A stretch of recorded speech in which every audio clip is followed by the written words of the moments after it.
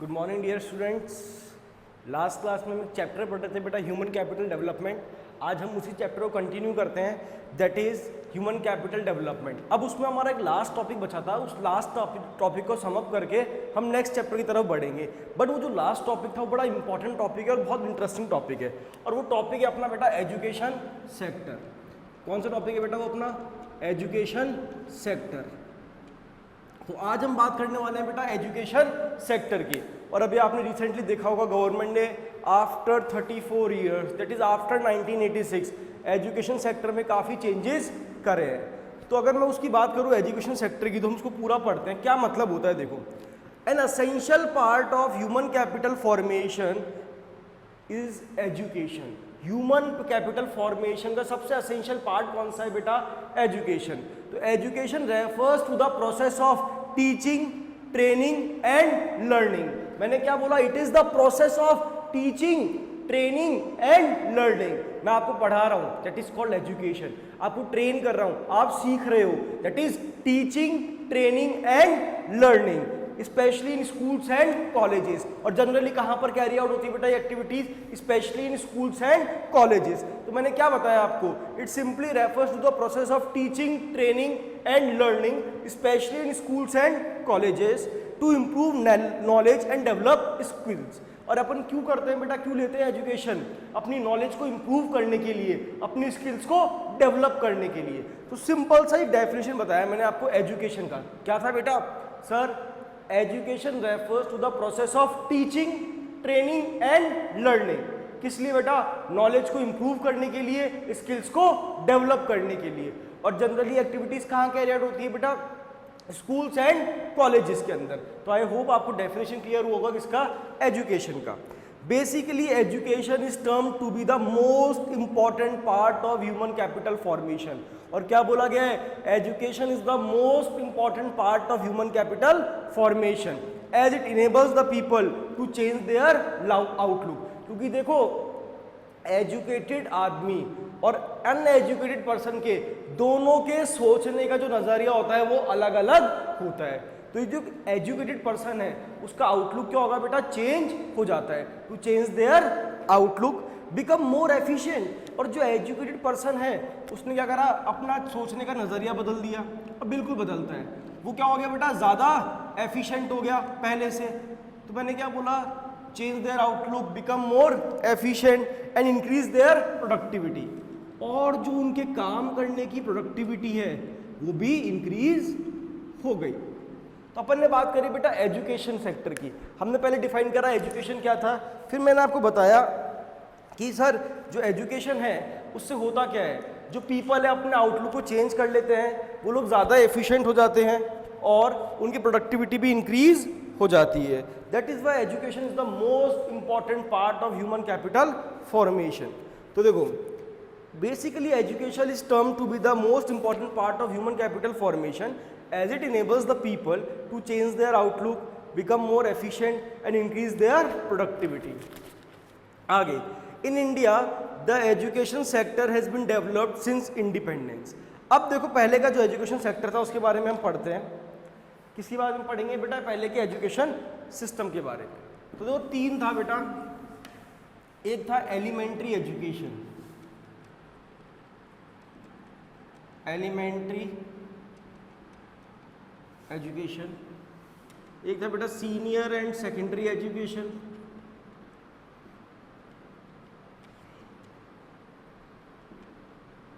एक है बेटा हायर एजुकेशन। ये तीन पार्ट हमें पढ़ने हैं। कौन कौन से बेटा? Elementary education, senior and secondary education and higher education. तो मैं बात करता हूं पहले एलिमेंट्री एजुकेशन की। तो ये कवर करता है बेटा क्लास 1 to 8 के बच्चों को। क्लास 1 to 8, फर्स्ट क्लास से लेकर 8th क्लास तक के बच्चे कहाँ कवर होते हैं? एलिमेंट्री एजुकेशन में। और इनका एज ग्रुप क्या रहता है बेटा? 6 to 14 ईयर्स। क्या रहता है बेटा? 6 to 14 ईयर्स। तो मैंने बताया आपको पहले एलिमेंट्री एजुकेशन के बारे में। तो क्या बोला बेटा? क्लास 1 to क्लास 8 के बच्चे कहाँ कवर होते हैं? एलिमेंट्री एजुकेशन के अंदर। और इनका एज ग्रुप क्या है बेटा? 6 to 14 ईयर्स। पढ़ते हैं, देखो, it covers the students from class 1 to 8, that is age group क्या है 6 to 14 years, and nearly 97% of the children receives elementary education. और लगभग 97% बच्चे क्या रिसीव कर रहे थे बेटा, एलिमेंट्री एजुकेशन रिसीव कर रहे थे। Government introduce various policies to strengthen the education system. Government ने एलिमेंट्री एजुकेशन को प्रमोट करने के लिए बहुत तरह तरह की स्कीम निकाली, बहुत सारी स्कीम्स गवर्नमेंट ने इंट्रोड्यूस करी। मैं कुछ एक आपको एग्जांपल्स देता हूं, लाइक सर्व शिक्षा अभियान। पहला एग्जांपल क्या बताया मैंने, एलिमेंट्री, मतलब ये सारे जो अभियान थे, ये सारी जो पॉलिसीज थी, ये इसलिए लाई गई थी जिससे हम कंट्री में एलिमेंट्री एजुकेशन को प्रमोट कर सके। तो पहला कौन सा पढ़ा बेटा अपन ने, सर्व शिक्षा अभियान। दूसरा होता है बेटा राइट टू एजुकेशन, कौन सा है बेटा, राइट टू एजुकेशन। और नेक्स्ट है mid day meal programmes, mid day meal programmes. तो ये सारी की सारी स्कीम्स किस लिए थी बेटा, एलिमेंट्री एजुकेशन को प्रमोट करने के लिए। कौन कौन सा था बेटा, पहला आपने बोला सर क्लास 1 to 8 को ये लोग कवर करते हैं और एज ग्रुप है 6 to 14 ईयर्स। गवर्नमेंट ने अलग अलग पॉलिसीज इंट्रोड्यूस करी, like Sarva Shiksha Abhiyan, mid day meal programmes, right to education. अब हम बात करते हैं सीनियर एंड सेकेंडरी एजुकेशन की। It covers the students from class 9 to 12। तो सर यहाँ हम किसको कवर करते हैं बेटा, क्लास 9 to 12, मतलब आप लोग अभी क्लास 12 में हो, तो आप लोग किस में आते हो बेटा, सीनियर एंड सेकेंडरी एजुकेशन में। और इनका जनरली एज ग्रुप क्या है बेटा, 14 to 19 ईयर्स। लगभग 14 ईयर्स से 19 ईयर्स के बच्चे कहाँ पाए जाएंगे, 9th क्लास से 12th क्लास के अंदर। एंड इसके लिए देखो इसमें फिगर्स भी दे रखे हैं, कितनी स्कूल्स बड़ी, ये फिगर्स हमें याद नहीं करने, तुम्हें सिंपल देखना है कि क्लास 1 to 8 एलिमेंट्री में कवर है, एज ग्रुप 6 to 14 है। गवर्नमेंट ने कौन कौन से प्रोग्राम स्टार्ट किए। क्लास 9 to 12 कहाँ कवर है, सीनियर सेकेंडरी के लिए एज ग्रुप क्या है 14 to 19। और इसके लिए an important role is played by Navodaya schools and Kendriya Vidyalaya at centre level. और इसके अंदर सबसे बड़ा रोल किसने प्ले किया बेटा, नवोदय स्कूल्स, केंद्रीय विद्यालय, इन सब ने बड़ा रोल प्ले किया था। अब बात करते हैं हायर एजुकेशन की। तो अगर मैं आपको हायर एजुकेशन की बात कर रहा हूँ ना, तो जो भी कॉलेजेस है, यूनिवर्सिटीज़ है, ये सब कहाँ कवर होती है बेटा, हायर एजुकेशन के अंदर। तो अपन ने 3 स्ट्रक्चर पढ़ा बेटा, elementary education, senior and secondary education और हायर एजुकेशन। यहाँ मैंने बोला बेटा क्लास 1 to 8 और एज ग्रुप क्या था 6 to 14 ईयर्स। यहाँ मैंने बोला क्लास 9 to 12 एज ग्रुप क्या था 14 to 19 ईयर्स। और यहाँ मैंने बोला जो भी कॉलेजेस वगैरह है वो सब कहाँ कवर होते हैं बेटा, हायर एजुकेशन। लेकिन अगर मैं अभी की बात करूँ तो अब हमारे यहाँ सिस्टम चेंज हो गया है, माइट भी अभी इम्प्लीमेंट नहीं होगा, नेक्स्ट सेशन से देखने को मिल सकता है या फिर नेक्स्ट टू नेक्स्ट भी हो सकता है। बट पहले से जो सिस्टम था वो हो गया 5+3+3+4, तो वो सिस्टम था, अब नया सिस्टम आ गया है। 1986 के बाद आफ्टर 34 ईयर्स ये चेंजेस आए हैं। 1992 में पहले कोशिश की गई थी, कुछ चेंजेस हुए थे, बट पूरी तरह कब चेंजेस हुए 2020 के अंदर। तो देखो अपन ने पढ़ा अपना एजुकेशन सेक्टर के बारे में, तो पता होना चाहिए आपको कौन कौन सा था बेटा, एलिमेंट्री, सीनियर सेकेंडरी और हायर एजुकेशन। अब कुछ इंपॉर्टेंट डेफिनेशंस हैं जो रह गई थी, वो मैं आपको पढ़ाने वाला हूँ, फिर अपन चैप्टर को फाइनलाइज कर देंगे, एंड अप कर देंगे। तो उससे क्या होगा, आपका एक बहुत बड़ा रोल क्लियर हो जाएगा। तो देखो पहली डेफिनेशन जो हम पढ़ने वाले हैं वो है ग्रॉस एनरोलमेंट रेशियो। कौन सी बेटा, ग्रॉस एनरोलमेंट रेशियो।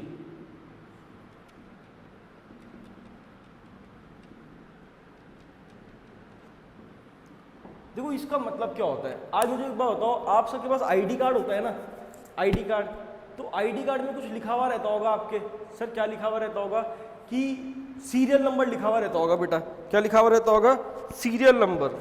ऐसे ही एक होता है ग्रॉस एनरोलमेंट रेशियो, पढ़ना देखो, it refers to the number of students enrolled in school at several different grade. कितने नंबर ऑफ स्टूडेंट्स अभी तक एजुकेशन सेक्टर के लिए, पढ़ाई के लिए एनरोल हो चुके हैं, that is called gross enrolment ratio. क्या बोला सुनना, it refers to the number of students enrolled in school at several different grades like primary, middle and high school, like primary, middle and high school, वो कहाँ cover होंगे बेटा, gross enrolment ratio के अंदर। दूसरा आता है बेटा ह्यूमन रिसोर्स डेवलपमेंट। दूसरी डेफिनेशन क्या है बेटी अपनी बेटा, human resource development, that is HRD। देखो ये नाम से क्लियर होगा, ह्यूमन बीइंग का डेवलपमेंट, भाई आदमी का डेवलपमेंट, इंसान का development, that is called human resource development. तो इन्होंने यही लिखा, it refers to the development of set of individuals that make up the workforce of organisation. उन सभी इंडिविजुअल्स का डेवलपमेंट जो किसी कंपनी का पार्ट है, उस किसी वर्कफोर्स का पार्ट है। आज सोच के देखो ना, मेरी कंपनी में जो लेबर काम करती है, अगर वो लेबर स्किल्ड होगी, अगर वो लेबर स्किल्ड होगी तो मेरा आउटपुट ज़्यादा बनेगा, एफिशिएंसी ज़्यादा आएगी। तो देखो ह्यूमन रिसोर्स का डेवलपमेंट होना बहुत ही ज़्यादा ज़रूरी है to increase the efficiency, to increase the output, that is called human resource development. तो मैंने क्या बोला, development of the set of individual that make up the part of the organisation. उन सभी इंडिविजुअल का डेवलपमेंट, उन सभी लेबर का डेवलपमेंट जो कंपनी का पार्ट है। It refers to the development of set of individual that makes up the workforce of organization, business sector और economy। जो कहाँ कवर है बेटा, किसी भी ऑर्गेनाइजेशन के अंदर, बिजनेस सेक्टर में और हमारी इकोनॉमी के अंदर। तो मैंने बोला पहले ग्रॉस एनरोलमेंट रेशियो, तो यहाँ मैंने बताया कि कितने नंबर ऑफ स्टूडेंट्स क्या है बेटा, एनरोल है at different grade, primary, secondary और हायर। यहाँ बताया मैंने development of the set of individuals, उन सभी इंडिविजुअल के डेवलपमेंट की हम बात कर रहे हैं, किसकी बेटा, जो कि किसी भी कंपनी का पार्ट है, हमारी वर्कफोर्स का पार्ट है, हमारे बिजनेस सेक्टर का पार्ट है, हमारी इकोनॉमी का पार्ट है, that is called human resource development. Next आता है बेटा लिटरेसी रेट। क्या पढ़ने वाले हैं अपन, लिटरेसी रेट। ये मैंने आपको पहले भी पढ़ाया है, अगर आपको याद हो तो फिर भी मैं दोबारा बताता हूँ। देखो अगर मैं लिटरेसी रेट की बात करूँ ना बेटा, तो लिटरेसी रेट का बहुत सिंपल सा मीनिंग है, कोई भी ऐसा इंडिविजुअल जो 7 साल या उससे अबव, 7 और मोर, 7 ईयर और मोर, 7 साल या 7 साल से बड़ा है, वो कोई भी एक लैंग्वेज को रीड कर सकता है, राइट कर सकता है और अंडरस्टैंड कर सकता है। मतलब मैंने क्या बोला, कोई भी ऐसा इंडिविजुअल जो किसी लैंग्वेज को, किसी भी एक लैंग्वेज को जो 7 ईयर्स का है या उससे ऊपर रीड कर सकता है, राइट कर सकता है और अंडरस्टैंड कर सकता है, वो कहलाएगा लिटरेट। तो देखो हम बात करते हैं डेफिनेशन की।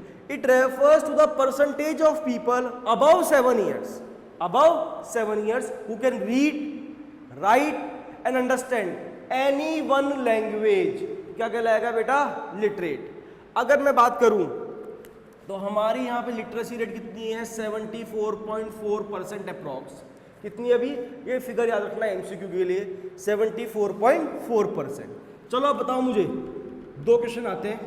पहला आता है मोस्ट लिटरेट स्टेट, एक आता है लीस्ट लिटरेट स्टेट। ये तो पता होगा आप लोगों को। सोचो सबसे, इंडिया के अंदर सबसे ज्यादा लिटरेट कौन सा है बेटा, केरला।